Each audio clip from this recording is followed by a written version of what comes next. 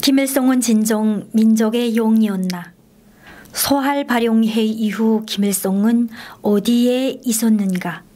어용 역사가들은 1940년대에 들어서면서 조선 혁명가들에게 조국 강복의 대사변을 주동적으로 맞이해야 할 준비를 갖출 절박한 가업이 나섰다고 주장한다. 제2차 세계대전이 발발하고 일제가 동남아시아로 전쟁의 불길을 확대하는 통에 국내외적으로 더욱 고립되고 정치, 경제, 군사적으로 헤어날 수 없는 궁지에 깊숙이 빠져들어 멸망이 확정적이고 시간 문제로 되었다는 것이다. 이런 상황에서 김일성이 1940년대 8월 10일 도나현 소알발용에서 군정간부회의를 소집하고 대부대 작전에서 소부대 작전으로 이행할 때 대한 새로운 전략적 방침을 제시하였다는 것이다. 김일성은 부대를 10명 안팎의 소부대와 수명의 소조로 나누어 국내의 운덕, 선봉, 라진, 부산, 새별은 물론 연길, 화룡, 안도, 왕청 등 만주 각지로 파견했다고 한다. 1940년 8월 안도현 황하 전자부근 사두판 전투와 영기련 발제툰 부근 전투, 9월과 10월 안도현 오도 양자 전투와 황구용 전투 등을 조직했다고 한다. 1941년 4월 김일성이 소부대를 이끌고 만주와 국내에 진출하였다고 주장하고 있다. 1941년 7월 온성군 탁상골 회의와 왕청현 자피고부에서 소부대 책임자 회의를 조직했고 8월 초 한 소부대를 이끌고 왕청 라자구간 도로공사장 습격 전투를 벌였다고 한다. 10월에는 새별군 신건리 연봉에서 소부대 소조 혁명조직 책임자 회의를 소집했다고 한다. 그 과정에서 1942년 2월 16일 양강도 삼지연군 소백수골 백두산 미령에서 김정일이 태어났고 그해 6월 김일성이 김정일을 안고 백두산 미령에 올라 축복해 주었다고 한다. 1943년 2월 연사군 우족골에서 당 조직 및 핵심 성원 회의를 1944년 7월 라진시 어명산 님시 비밀군거지에서 국내 당 조직 책임자 회의를 진행하였다고 한다. 과거에는 언급하지 않다 최근년 간 털어놓고 있는 국제연합군과의 관계에 대해 어용 역사가들은 1941년 봄부터 김일성이 원동에 새로운 임시 기지를 꾸리고 국내와 만주 일대를 오가며 소부대 활동을 다양하게 벌였다고 주장한다. 초기에는 원동 임시기지 남야용에서 인민혁명군의 군종훈련을 조직 지도하였고 1942년 7월 국제연합군이 편성된 후에는 북야용에서 군종학습과 훈련을 진행하도록 했다는 것이다.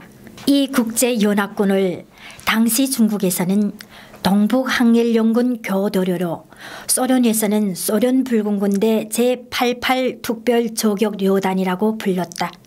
특히 김일성은 1942년 국제연합군이 조직된 이후 소부대 작전을 조선인민혁명군 주력부대 성원들의 소부대 활동을 위주로 하면서 국제연합군 별동부대에 소속된 인민혁명군 대원들의 군사정찰 공작을 결합하는 방식으로 벌였다고 한다. 총체적으로 김일성은 소할발용회의 이후 대부대를 소부대로 나누어 국내와 만주 원동에서 독자적인 항일투쟁을 계속 벌였다는 것이다. 김일성은 여러 차례 조선 국내를 드나들었고 그 과정에서 백두산 미룡에서 김정일을 낳았다고 주장한다. 국제연합군이 조직된 이후에도 조선인민혁명군의 독자성을 보존하면서 단지 그들과 국제적인 협력을 했다는 것이다. 소련 원동기지는 1940년대 전반기 김일성이 지속적으로 거주한 것이 아니라 만주와 국내를 오가면서 가끔 들린 임시기지였다는 것이다. 과연 사실일까? 우선 1940년 동북항일연군 제1로군의 투쟁 방향이 바뀌게 된 배경부터 살펴보자. 과연 대부대 작전에서 소부대 작전의 선의가 김일성의 주동적인 발기였는가? 일제는 1939년 10월 동만과 낭만의 항일 무장 세력을 소탕하기 위한 이른바 동남 부치안 숙청 공작을 대대적으로 개시하였다. 길림의 제2 독립수비대 사령관 소장 노조예를 대장으로 하여 일본군과 만주군, 경찰대 등 총 7만 5천여 명의 병력을 동원하여 유격부대를 하나하나 끝까지 추격하여 소탕하는 작전을 벌였다. 1941년 3월까지 총 3천만 엔의 예산을 투입하여 벌린 대대적인 토벌 공세와 집단부락 설치로 동북항일연군은 최악의 식량난을 겪고 적지 않은 지휘관들과 대원들이 고난을 견디지 못하고 일제에게 투항변절하였다. 이런 상황에서 1940년 4월 동북항일연군 제1로군 정치위원 위중민은 당시 어려운 상황을 타개할 방침을 담은 편지를 국제당에 보냈다. 여기서 위중민은 부대를 소부대로 나누어 겨울철 식량 공작을 하고 또 부대 내에서 오랫동안 부상당한 동지들과 연장자 등은 부대와 함께 행동하기 어렵기 때문에 국경의 안전지대로 보냄으로써 부대의 행동을 쉽게 하고 정신적 안정을 이뤄 현 난국을 타개할 것이라고 밝혔다. 7월에는 보다 구체적인 방향을 담은 편지를 각 방명군 지휘관들에게 보냈다. 편지에서 위중민은 동지들이 직접 파송의 책임자를 지휘하여 소부대 활동 방식을 전진하여 국경을 넘는다면 소련으로 넘어가는 것이 가능하다고 밝혔다. 그러면서 소비에트 사회주의 공화국 연맹 원동 붉은군대 총사령부 책임자 앞으로 보내는 동북항일연군 제1로군 정치부 주임 위중민의 수표가 붙은 신임장까지 첨부하였다. 방명군 지휘관들에게 보낸 위중민의 편지와 신임장은 1940년 9월 6일 전사한 제3방명군 제15단 단장 니용문의 소지품에서 나왔고 1966년 일본에서 출판된 현대사 자료에 실려있다. 결국 1940년 소부대 작전 방침은 김일성의 판단에 의한 것이 아니라 제1로군 정치위원 위중민의 지시에 따른 것이었다.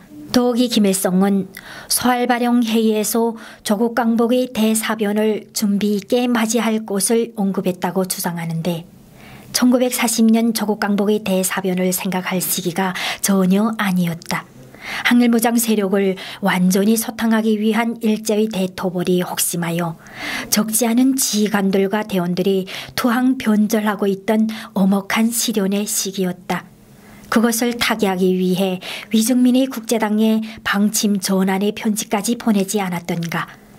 더욱이 1940년은 일제의 패망을 낙관하게 해준 태평양 전쟁이 일어나기 1년 전이었다. 지금에 와서 보면 1940년이 해방 5년 전처럼 보이지만 당시의 일제의 패망과 조국 강복을 생각했다는 것은 시기적으로나 논리적으로 전혀 가당치 않다. 그리고 김일성은 부상자들과 연장자들만 뽑아 소련으로 보내라는 정치위원 위중민의 지시를 어기고 제2방명군 부대 전체를 데리고 1940년 9월 비오는 날 쏘만 국경을 넘었다. 이것은 당시 제2방명군에서 김일성과 함께 행동했다가 1969년 중국 연결시에서 사망한 제2방명군 대대장 김명주의 중언이다. 사실상 김일성은 제1로군에서 제일 먼저 소련에 들어갔던 것이다. 김일성은 1941년 4월 9일 29명의 대원들을 이끌고 만주의 비밀구원지에서 앓고 있던 정치위원 위중문을 데리고 떠났지만 허탕을 치고 8월 28일 다시 소련이 남야용으로 돌아왔다. 이것을 두고 어용 역사가들은 김일성이 1941년 4월 만주와 국내에 진출하였다고 주장하나 국내에는 전혀 나오지 않았었다고 한다. 이후 김일성은 1945년 조국 해방이 될 때까지 소련을 떠난 적이 한 번도 없었다.